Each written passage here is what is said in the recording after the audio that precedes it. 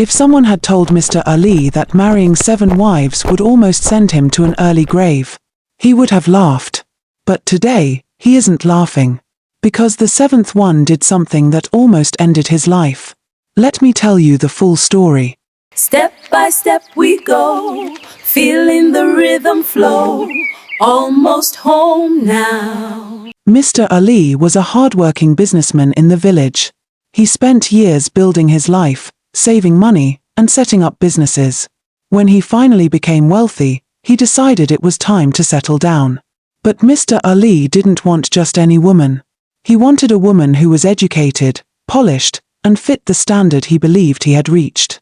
So he chose Emma, an educated girl from the next village. She was quiet, polite, and well-spoken, the kind of woman Mr. Ali believed he deserved. For the first few weeks, everything was fine. But soon, Mr. Ali started complaining.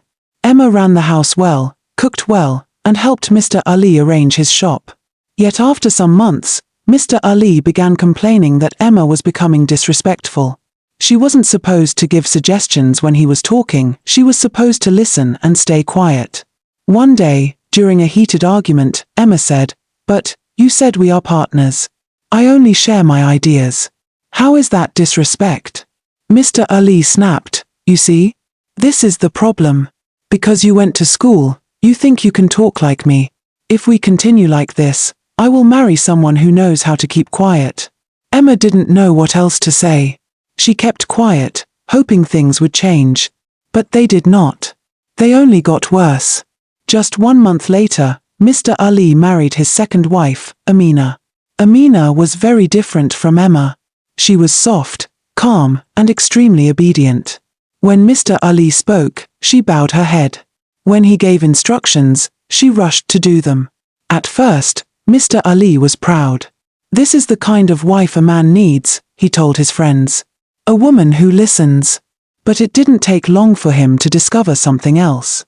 Amina didn't know how to care for herself or the house. Plates were left unwashed. Clothes were scattered everywhere. The kitchen was unkempt after cooking. Mr. Ali couldn't bear it.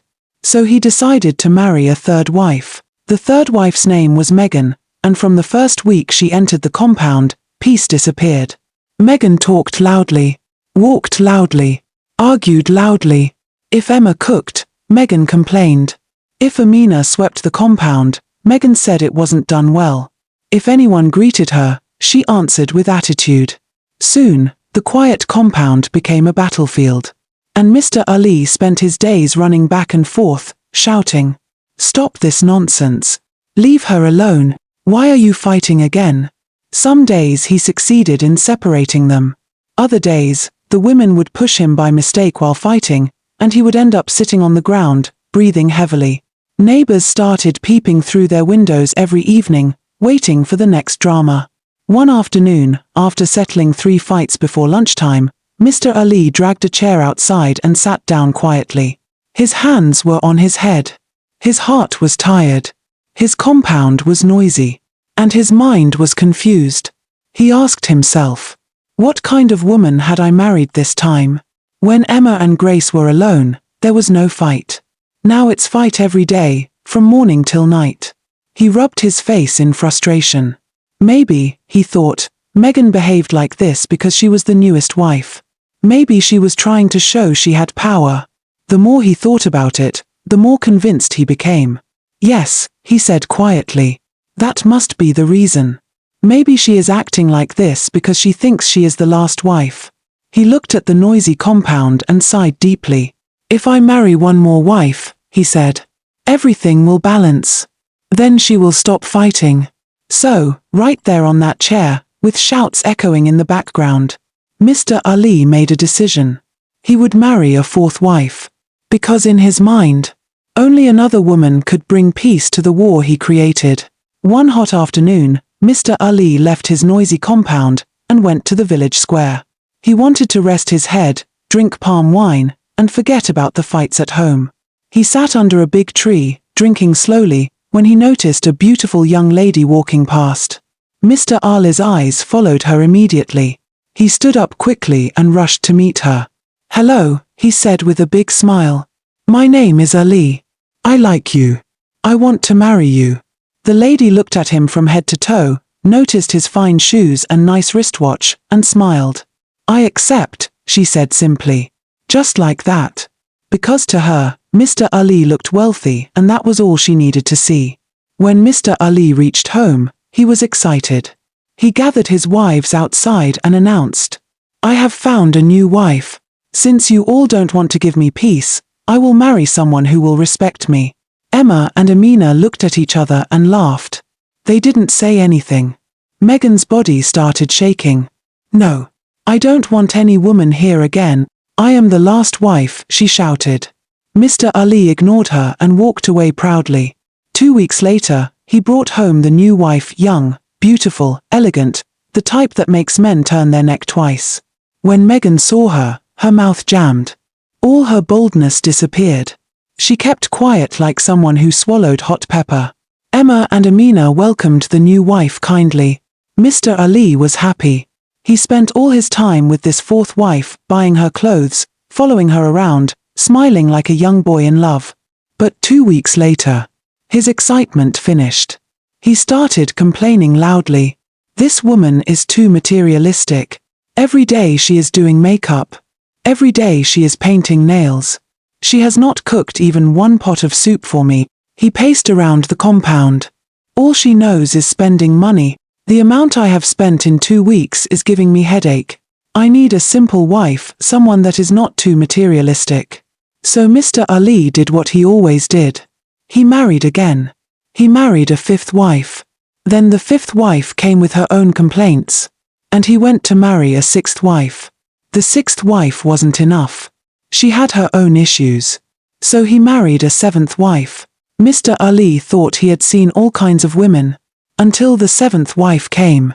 Her hands were not long physically, but in behavior, her hand was longer than the village road. She couldn't see anything and leave it alone. If something entered her eyes, she must take it. At first, the other wives didn't notice.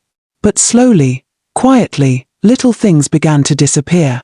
Emma's earrings. Amina's wrapper. Megan's hair cream. Even the fourth wife's perfume. The seventh wife always pretended to help them search. Check under your bed, she would say. Maybe you forgot it in the kitchen, she would add. But she had already hidden the item in someone else's bag so that fighting would start. Because any time she stole from one woman, she would plant it in another woman's room.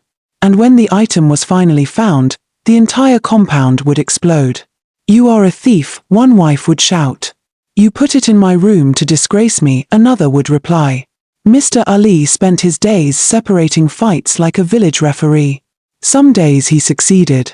Other days, they pushed him to the ground by mistake while fighting. The seventh wife watched them quietly, smiling inside. While they fought, she used the opportunity to search their boxes and take whatever she liked. But it didn't end inside their compound. No. She was stealing outside too. One day, the palm wine tapper came shouting, Ali, your wife stole my money I kept on the stool. Another day, the tailor came crying that her scissors went missing. Another time, the food seller said her meat disappeared. Each time, Mr. Ali would call his seventh wife. Each time, she would start crying. Me? Steal? Ha! God forbid. They are lying against me. And Mr. Ali, tired and embarrassed, would pay the villagers just for peace. His pocket began to dry. His head began to ache. His compound was full of trouble every day. But the final blow came one evening.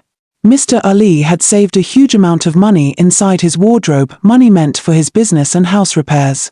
That morning, the money was there. By afternoon, it had disappeared. Completely.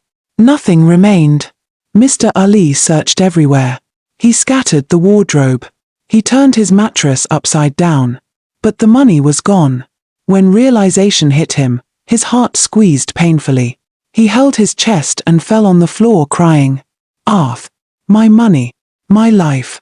Oh, what have I done to myself? The wives came running. The seventh wife also came, pretending to be confused. She placed her hand on her chest and said, I swear I don't know anything about it. I didn't take any money, but deep down, Mr. Ali knew the truth. He looked at her with tears in his eyes. He knew she was the one who took it. That day, he regretted all his 7 marriages. After the heart attack, Mr. Ali became weak. But even with his sickness, the wives did not allow him to rest. Every morning, shouting, dragging wrappers, breaking plates, calling each other names, from one fight to another. Sometimes Emma and Amina would be on one side, defending themselves. Sometimes Megan and the others would join the quarrel. But one person was always in the center of the trouble. The 7th wife. Mr. Ali was tired, completely tired. His head hurt. His chest hurt. His spirit hurt. He began avoiding them. He would go into his room, lock the door, and stay there quietly the whole day. Sometimes they fought outside while he covered his ears with his pillow, begging God not to take his life yet. Soon, everyone in the village noticed his condition. His friends came. His uncles came. Even the village elders visited him. They told him the truth straight.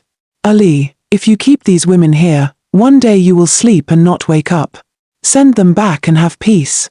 Your life is more important. At first, Mr. Ali thought they were joking. But his health continued getting worse. His hands began shaking. His eyes looked tired. He couldn't even eat well. So one morning, he made a decision. A decision that shocked the entire household. He called all his wives to the sitting room. Emma sat quietly. Amina folded her arms. Megan frowned.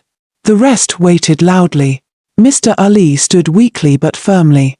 He cleared his throat and said, I married all of you because I wanted a perfect wife. A wife who will listen. A wife who will respect me. A wife who will care for my home. He looked at them slowly, one by one. But instead, you all want to send me to an early grave. And I am not ready to die now. I want peace. So all of you will go back to your father's house. Forget about the bride price.